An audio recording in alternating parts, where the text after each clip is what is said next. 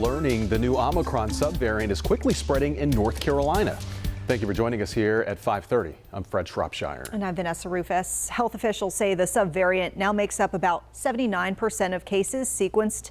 But despite its large share, there are other subvariants spreading too. WCNC Charlotte's Chloe Leshner live in Charlotte. Chloe, what does this mean for the future and reaching an endemic phase?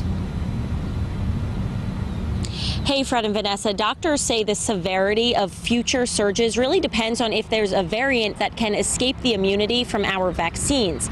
But COVID is something that we will have to learn to live with. Omicron keeps evolving, and now there's another version of the BA2 subvariant spreading in parts of the U.S. Doctors say each new variant seems to be more contagious than the last. At some point, I think the virus is going to reach a tipping point where it's just not going to be able to acquire any greater improvement in transmissibility. When we'll reach that point is really difficult to say. The good news, newer variants haven't caused more severe disease or burdened the healthcare system yet.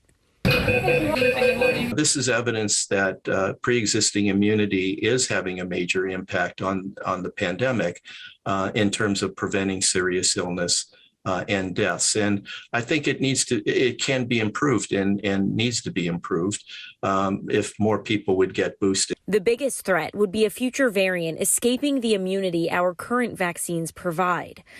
That wouldn't be. No. But in the meantime, experts believe we are getting closer to an endemic phase. What you've seen in the last few months is you've seen our response from a public health standpoint return to a much more sort of, hey, this is being managed but like a regular respiratory illness. It's not derailing our day-to-day activities. We don't see mass school closures. We're trying to accommodate the virus, sort of coexist with COVID, if you will. And doctors are really emphasizing the importance of booster shots in protecting you against Omicron.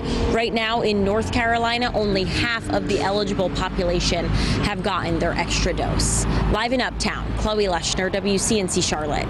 Chloe, thank you.